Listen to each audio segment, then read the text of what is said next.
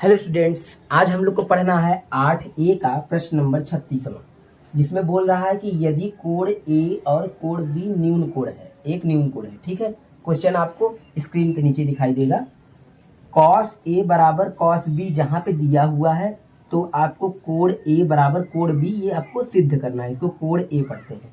ठीक है, ये हमको प्रूव करना है। तो चलिए इसको हल करते हैं। सबसे पहले आप ये लिखिए कि क्या क्या दिया हुआ है, आप उसको लिख लीजिए। देखिए ये है, लिख लेंगे दिया है।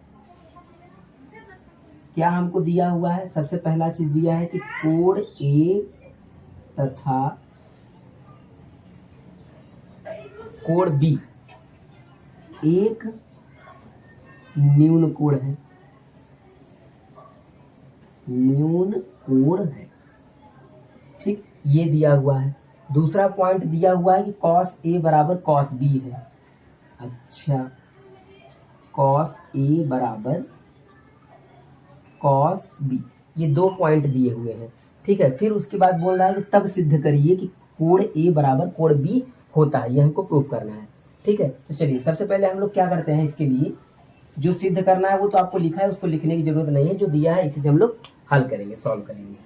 ठीक है, तो इसके लिए सबसे पहले एक चित्र बना लीजिए आप। ये हमने बना लिया, लंब कर्ण और आधार वाला चित्र, जिसमें ए बी सी आपको बोल दिया है कि ए और बी न्यून कोण है ना। तो ध्यान दीजिए, न्यून कोण जो होता है वो 90 डिग्री से कम होता है और 0 से बड़ा होता है। ठीक है, तो आपका जो 90 डिग्री से कम होगा या तो यहाँ होगा या तो यहाँ होगा। तो 90 डिग्री वाला यहाँ ए और बी हम रख सकते हैं, लेकिन यहाँ पे ए बी नहीं रख सकते। क्यों? क्योंकि यहाँ पे तो केवल समकोण होता है। अच्छा, ए और बी अगर न्यून कोण बोल दिया है तो यहाँ पे आप लिख लीजिए ए और यहाँ पे लिख लीजिए आप बी। ये हो गया। तो सी कहाँ पे लिखा जाएगा? यहाँ पे। ये हो गया आपका ए बी और सी। उम्मीद करता हूँ आपको ये बात पूरा समझ में आया होगा कि हमने ए और बी यहाँ क्यों रखा है, यहाँ क्यों नहीं रखा। क्योंकि ये न्यून कोण है, इसलिए हमने इसको कोने कोने पर रखा है। यहाँ पे क्या होगा, केवल समकोण रखा जाता है, जो कि सी होगा। क्योंकि ए बी न्यून है, न्यून कोण है, तो सी ऑटोमेटिकली समकोण होगा। ठीक है, चलिए आगे बढ़ते हैं। अब हमको इसी से प्रूफ करना है क्या, कि ये कोण बराबर है। कोण ए और कोण बी क्या होते हैं? बराबर। ठीक है, चलिए प्रूफ करते हैं। तो लिखेंगे कॉस ए बराबर कॉस बी सी। ठीक है, इसी से हम लोग करेंगे। तो कॉस का फार्मूला क्या होता है, हम सभी लोग जानते हैं। कॉस का फार्मूला होता है आधार बटे कर्ण, आधार ए बटे के। ठीक है, ए का मतलब आप आधार समझिए, के का मतलब कर्ण समझिए, बराबर। इसका भी फार्मूला वही होगा, ए बटे के, आधार बटे कर्ण। लेकिन अब ध्यान दीजिएगा जरा, कॉस ए है ना, तो ए है, ए बोला है, तो ए के हिसाब से ये आपका आधार होगा, ये आपका लंब होगा। ठीक है, देखिए जो नाम बोलता है उसी के हिसाब से उसका आधार होता है। जैसे अगर कहीं बी बोलेगा तो बी के हिसाब से इसके हिसाब से ये आधार होता है और ये लंब बन जाता है। ठीक है, चलिए तो अब लिखते हैं आधार कितना होगा हमारा, ए सी होगा। क्या आधार? तो लिख लीजिए आधार हो जाएगा ए सी। और कर्ण, कर्ण क्या होगा? कर्ण ए बी। कर्ण कभी चेंज नहीं होता है, बस इतना याद रखिएगा, ए बी ही होगा कर्ण, ए बी बराबर। आगे देखते हैं, आधार बटे कर्ण, ये कॉस बी है ना, तो बी के हिसाब से आधार आपका क्या हो जाएगा? बी सी हो जाएगा, ये वाला लाइन। ठीक है, क्योंकि बी बोल देगा। आप बस इतना याद रखिए, जब भी ये वाला ऊपर वाला नाम बोलेगा तो ये आधार बन जाता है और ये लंब बन जाता है, बस। और ज्यादा याद रखने की जरूरत नहीं है। ठीक, तो आधार क्या हो जाएगा हमारा? B C. तो लिखेंगे बी सी बटे, और कर्ण तो कभी चेंज नहीं होता, तो ए बी कर्ण होगा, ए बी। ये हो गया। अब क्या करेंगे, अब इसी को हम लोग सॉल्व करेंगे। देखिए ए बी से ए बी दोनों कट जाएगा ना। जब भी कोई चीज बटे बटे में होता है तो उसको बटे से बटे वाला काट सकते हैं पार्ट को। तो बचा क्या हमारे पास, यहाँ पे ये वाला या का चिन्ह लगा लीजिए, इसको या का चिन्ह बोलते हैं।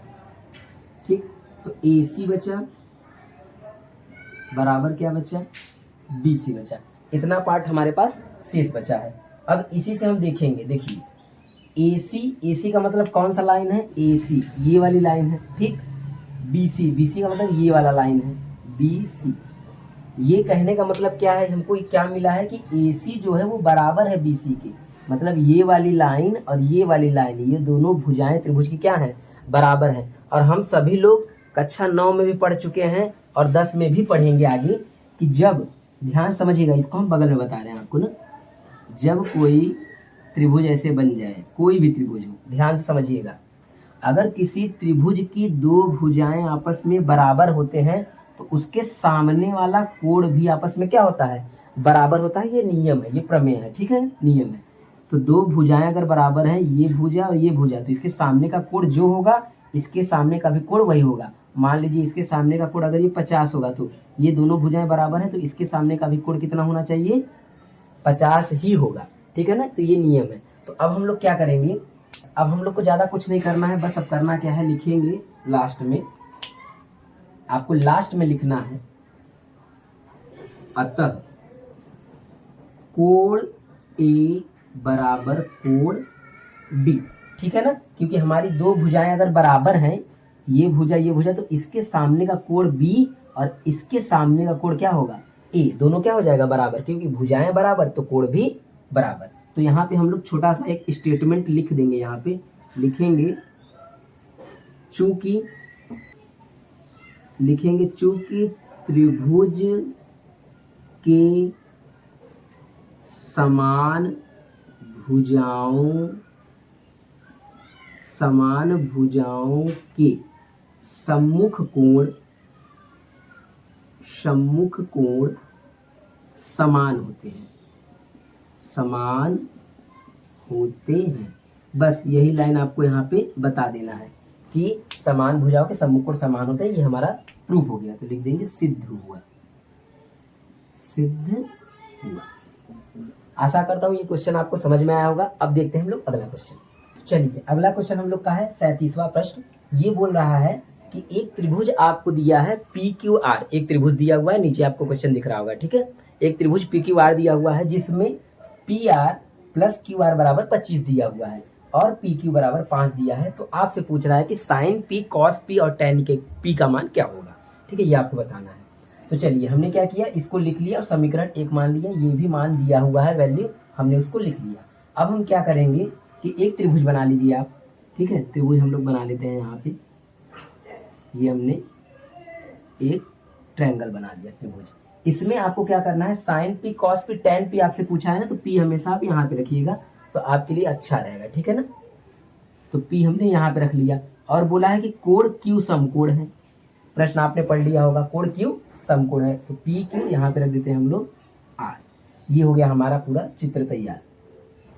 इसमें देखा जाए तो PQ हमको पता है, PQ कितना दिया हुआ है, ये हमको पूरा यहाँ से यहाँ तक दिया हुआ है 5 सेंटीमीटर, उसमें लिखा हुआ है सेमी, ठीक, ये दिया है। तो हम क्या करेंगे, अब हमको समझना पड़ेगा कि आपको आधार तो पता है लेकिन न तो आपको लंब पता है न तो आपको कर्ण पता है, ये दोनों चीजें आपको नहीं पता है। अब हमको क्या करना पड़ेगा, इन दोनों का जोड़ दिया हुआ है, लेकिन इन दोनों का जोड़ दिया हुआ है, तो हम लोग कुछ नहीं करेंगे, बस सीधा सा आप पाइथागोरस प्रमेय लगाइए, ठीक है।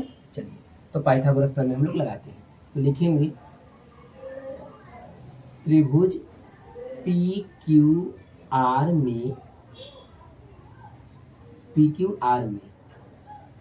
पाइथागोरस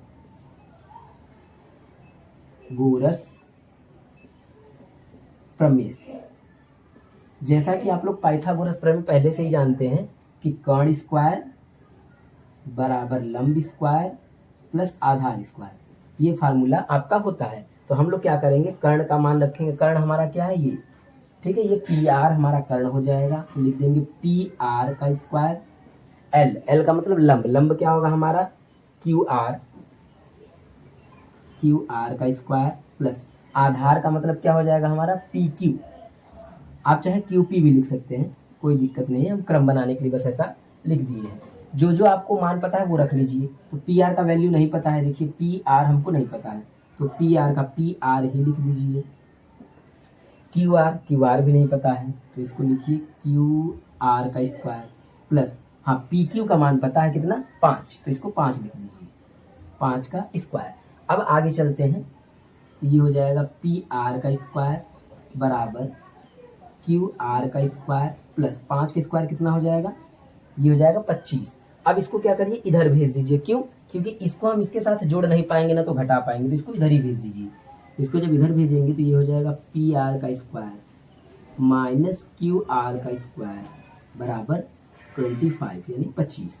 ठीक, अब हम लोगों ने यहाँ पे एक फार्मूला पढ़ा होगा, आपको हम यहाँ बता दे रहे हैं। चूंकि ए स्क्वायर माइनस बी स्क्वायर बराबर होता है एक कोष्ठक में ए प्लस बी और दूसरे कोष्ठक में ए माइनस बी। ये फार्मूला हम लोग जानते हैं पहले से ही।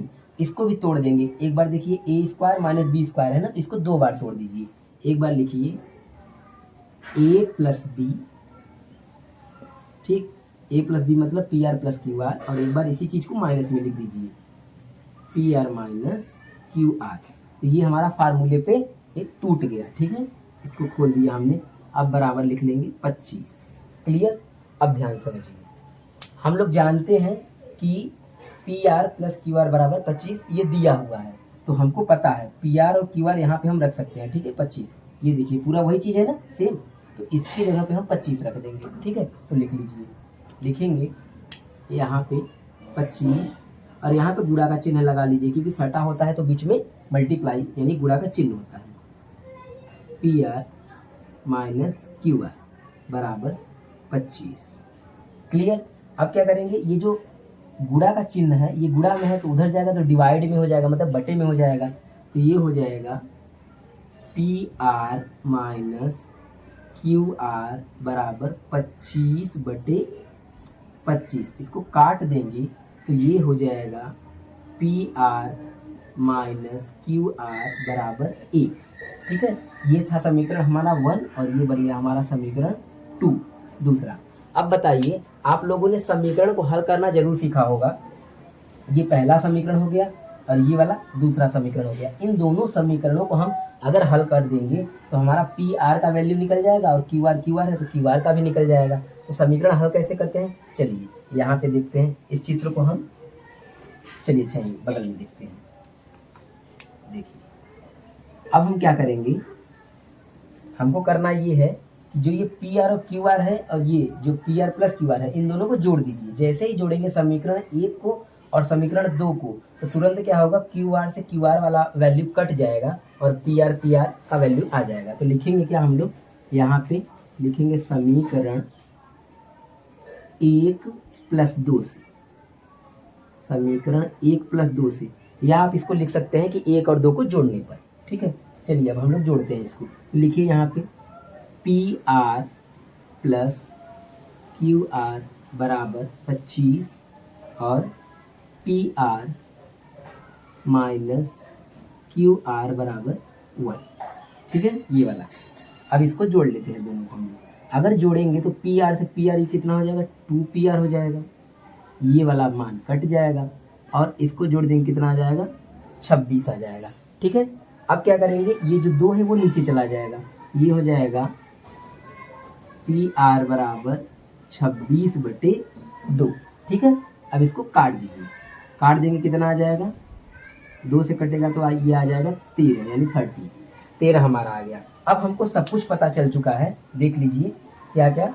नहीं, अभी एक चीज़ और नहीं पता है ना, पी आर तो पता चल गया। अब इस पी आर के मान को समीकरण 1 में रख देंगे, यहाँ पे 13, तो 13 उधर जाएगा तो 25 में से घट जाएगा तो 12 आ जाएगा, तो क्यू आर हमारा 12 आ जाएगा। तो अब हम लोग क्या करेंगे, समीकरण 1 में पी आर की जगह पर रख देंगे ना, तो लिखेंगे समीकरण 1 में पी आर बराबर 13 रखने पर, तो यहाँ पे 13 लिख दीजिए। तो पी आर की जगह पे लिखेंगे 13 प्लस क्यू आर की जगह पे क्यू आर और बराबर 25।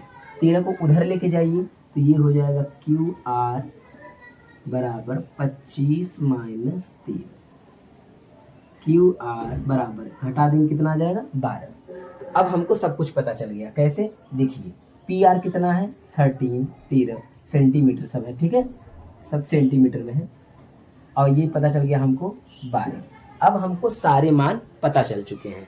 अब आगे देखिए आगे हम क्या करते हैं। अब देखिए यहाँ थोड़ा सा जगह नहीं बचा है तो इसको इरेज कर देते हैं। आशा करता हूँ कि आप लोग ये लिख चुके होंगे। ठीक है, वीडियो को पॉज करके आप लोग लिख लीजिएगा। तो इसको हम अब यहाँ से इरेज कर दे रहे हैं और हमसे अब जो पूछा है उसका हम लोग मान बताने वाले हैं। तो सबसे पहला क्या पूछा है, अब लिखेंगे यहाँ पे, लिख देना, लिख दीजिएगा। अब लिखेंगे साइन पी ठीक है, ये पूछा है। दूसरा क्या पूछा है हम लोगों से, पूछा है कॉस पी, और तीसरा क्या पूछा है, टैन पी। ये 3 वैल्यू हम लोगों से पूछा है। तो अब क्या करेंगे, साइन का फार्मूला क्या होता है, लंब बटे कर्ण। लंब का मान कितना है, देखिए पी बोला है, पी के हिसाब से ये आधार है, ये लंब है, यानी हमारा सब कुछ सही है। ये आधार होगा, ये लंब होगा। तो आधार लंब कितना है, लंब है हमारा आर क्यू, आर क्यू, और कर्ण कितना है, पी आर, पी आर। आप चाहते तो डायरेक्ट मान भी रख सकते थे, 5 और 12 13, ठीक है ना। तो आर क्यू का मान कितना है, लंब मतलब आर क्यू कितना है 12, और पी आर का मान कितना है, पी आर का मान कितना है 13। ये हो गया हमारा पहला आंसर। दूसरा आंसर देखिए, इसका फार्मूला होता है आधार बटे कर्ण, ठीक है। तो आधार हमारा कितना है, पी क्यू है क्या, पी क्यू, और कर्ण क्या है, पी आर, ठीक है। तो आधार लिख दीजिए 5 और कर्ण हमारा हो जाएगा 13। ये हो गया हमारा दूसरा आंसर। तीसरा देखिए, टैन का होता है फार्मूला लंब बटे आधार, लंब बटे आधार। तो लंब क्या है हमारा, क्यू आर, आधार कितना है, पी क्यू, ठीक है। तो लंब लिख दीजिए 12 और आधार है हमारा 5। ये हो गया। इस तरह से तीनों आंसर निकल गया। तो ये थोड़ा सवाल देखिए बड़ा भी था, इम्पोर्टेंट भी था। आप इसको अगर समझ में ना आए तो इसको 2 बार 3 बार देखिए, और इसको समझ समझ के एक एक पॉइंट समझिए, ठीक है। इसी तरह से एक एग्जाम्पल भी दिया हुआ है, वो भी इम्पोर्टेंट है, ठीक है। तो एग्जाम्पल आप अपने से लगा लीजिएगा, बाकी ये इंपॉर्टेंट है। चलिए नेक्स्ट क्वेश्चन देखते हैं। चलिए क्वेश्चन नंबर देखते हैं 38वां। ये प्रश्न क्या कह रहा है कि कॉट थीटा बराबर 7/8। तो आपको इसका और इसका, इन दोनों का मान आपको निकालना है, ठीक है। चलिए इसको सॉल्व करते हैं। देखिए इसी से हल होगा ना। सबसे पहले क्या होता है कि कॉट थीटा बराबर, फार्मूला याद होना चाहिए आपको, आधार बटे लंब होता है फार्मूला। तो कॉट थीटा से हमको मिल जाएगा ए बराबर 7, ये होता है ए और ये होता है एल, ठीक है। तो एल बराबर मिल जाएगा आपको 8, यानी हमको निकालना क्या है, के, कर्ण निकालना है हमको। आधार लंब पता, कर्ण निकालना है। तो कर्ण निकालने का फार्मूला क्या होता है, वही पाइथागोरस प्रमेय। तो के स्क्वायर बराबर एल स्क्वायर प्लस ए स्क्वायर हम लोग लगा देंगे। के का वैल्यू नहीं पता है, वैसे ही रहने दीजिए। एल का मान पता है 8 का स्क्वायर कर दीजिए, और ए का मान पता है ए का 7 का स्क्वायर कर दीजिए। अब इन दोनों को स्क्वायर करके जोड़ लीजिए। स्क्वायर करके जोड़ेंगे तो ये आ जाएगा, पहले स्क्वायर कर लीजिए तब जोड़ते हैं, ठीक है। अब जोड़ेंगे तो ये आ जाएगा 113, और जो स्क्वायर होता है वो क्या बन जाता है, करणी। तो हमारा के का मान मिल गया करणी में 113। अब हम क्या करेंगे, हमको तीनों मान पता है, तो अब हम अपने सवाल को हल करेंगे। चलिए सबसे पहले हम ये सवाल हल करते हैं अपना। तो यहाँ शुरू करते हैं, इसको वैसे ही रख देते हैं, के का मान निकल चुका है। चलिए एक बार आप क्या करिएगा, इस सवाल को उतार के तब हल करिएगा। हम डायरेक्ट कर दे रहे हैं, मान लीजिए ये सवाल मैंने उतार लिया, ठीक है। तो अब क्या करेंगे, बराबर एक वैसे ही लिखिए, एक उसी तरह से, प्लस साइन का मान कितना होता है, लंब बटे कर्ण। इसका भी वही होगा, माइनस साइन का लंब बटे कर्ण, ये होगा। नीचे आइए, बटे में 1 प्लस कॉस का मान कितना होता है, आधार बटे कर्ण। तो आधार लिख दीजिए और यहाँ पे कर्ण, और इसका भी रख लीजिए आधार बटे कर्ण। ये हमने सूत्र को रख दिया। अब इसके बाद जो जो आपको लंब कर्ण आधार है सबको यहाँ पे रख दीजिए। बस लिखेंगे 1 प्लस लंब का मान कितना है 8, कर्ण का मान कितना है, कर्ण हमने निकाला है करणी में 103। ये हो गया पहले कोष्ठक में। दूसरे कोष्ठक में भी वही आएगा, लेकिन बस चिन्ह चेंज रहेगा, ठीक है। ये हो गया। फिर नीचे आइए, बटे वाला करिए। तो 1 प्लस आधार का मान कितना है 7, और कर्ण का मान करणी में 113, ठीक है। ये वाला हो रहा है, ऊपर वाला पहले लिखा हमने, फिर नीचे वाला। ध्यान से इसको देखेंगे तो आपको पूरा समझ में आ जाएगा। ये हमने लिख लिया। अब क्या करेंगे, इसी को हल करना है हमको, ठीक है। देखिए अब क्या किया जाएगा। अब किया ये जाएगा कि देखिए ये दोनों, ये कोष्ठक में a प्लस बी, एक कोष्ठक में a माइनस बी जैसा फार्मूला लग रहा है। ये वाला देखिए मैं बगल में आपको बता देता हूँ, चूंकि ये लग रहा है एक कोष्ठक में a प्लस बी और एक कोष्ठक में a माइनस बी, ऐसा फार्मूला लगता है तो ये हो जाता है a square minus B square, ऐसा हो जाता है। तो दोनों एक जैसा दिख रहा है तो बस ऐसा करिए, a स्क्वायर मतलब एक का कर देंगे हम लोग स्क्वायर, फिर प्लस नहीं क्या लगेगा माइनस 1/8 है ना, 8/8 करड़े में 113 का स्क्वायर, इन दोनों का आप अलग अलग क्या कर देंगे स्क्वायर। इसी तरह से नीचे वाला कर लीजिए, ये भी देखिए a प्लस बी और a माइनस बी के फॉर्म में दिख रहा है, रूप में दिख रहा है, तो इसका भी वही करेंगे। ये हो जाएगा a स्क्वायर माइनस 7/, करड़े में 113 का स्क्वायर। ठीक, ये हो गया। अब क्या करेंगे हम लोग, अब स्क्वायर करेंगे 1 का तो 1 आ जाएगा, 8 का स्क्वायर आप करिएगा तो 64 आ जाएगा, और स्क्वायर से करणी हट जाएगा, जो 113 करणी में है बस उसका रूट हटता है, करणी हटता है। ठीक, 1 का स्क्वायर हो जाएगा 1, 7 का स्क्वायर आप करेंगे 49 और बटे में आ जाएगा 113, ये आ गया। अब इन दोनों को सॉल्व कर देंगे तो काम हो जाएगा, ऊपर और नीचे वाला आंसर हर को। देखिए हम आगे ही करते चले जा रहे हैं, ठीक है ना। देखिए यहाँ बराबर करके हम यहाँ पे आपको बताएंगे, नीचे बताएंगे तो दिखाई नहीं देगा। तो इसका यहाँ पे मल्टीप्लाई करिए, यानी 113 का गुणा 1 में करिए और जो माइनस है 64 उसमें से घटा दीजिए, तो 113 कम 113 और 113 में से 64 घटा देंगे तो आपको मिल जाएगा 49/113। ये हो गया आपका पहला ना। ऐसे ही दूसरा वाला करिए, 113 का यहाँ गुणा करिए, मतलब समझ लीजिए बटे में 1 करके हम सीधे गुणा नहीं करते हैं, उस हिसाब से कर रहे हैं शॉर्टकट में। तो 113 का यहाँ गुणा करेंगे 113 आ जाएगा, 113 में से 49 घटा देंगे तो ये बचेगा आपका 64/113, ऐसा हो जाएगा। और हम बता चुके हैं ऐसा कंडीशन जब भी बनता है सबसे नीचे का गुणा सबसे ऊपर होता है, सबसे नीचे वाले का गुणा कहाँ होता है, सबसे ऊपर, और जो बीच बीच में बचते हैं उन दोनों का आपस में गुणा। देखिए ये दोनों क्या होगा, कट जाएगा, तो बचा कितना हमारे पास बचा 49/64, ये हो गया हमारा पहला आंसर। इसी तरह से हम लोग क्या करेंगे, जैसे पहला हमारा आ गया तो अब दूसरा वाला करेंगे, ये वाला देखिए, इसको मैं यहीं पे बता दे रहा हूँ, ये छोटा सा है। तो कॉट थीटा है ना, तो कॉट का मान देखिए आपको पता है क्या, कॉट थीटा का मान 7/8, तो यहाँ पे 7/8 आप रख दीजिए, इसका देखिए यहीं पे बता दे रहे हैं, ये हो जाएगा 7/8 और स्क्वायर है तो इन दोनों का क्या कर देंगे स्क्वायर, बराबर बताइए कितना आ जाएगा, इसका करेंगे तो आ जाएगा 49 और इसका करेंगे तो आ जाएगा 64, ये आपका हो गया दूसरा आंसर, सेकेंड वाला। तो इस तरह से ये प्रश्न समाप्त हुआ और इस तरह से आपका 8A समाप्त हो चुका है। बचा कितना है 39, शायद एक क्वेश्चन और बचा है, वो सत्य असत्य वाला है, आप उसको खुद कर लीजिएगा, ठीक है ना। अगर आप डिमांड करेंगे तो उसको मैं बता दूंगा, नहीं तो हल करने वाला क्वेश्चन सारे खत्म हो गए हैं। ठीक है, धन्यवाद। अगर वीडियो अच्छा लगा हो तो वीडियो को लाइक कर दीजिएगा और चैनल को सब्सक्राइब कर दीजिएगा। Thank you.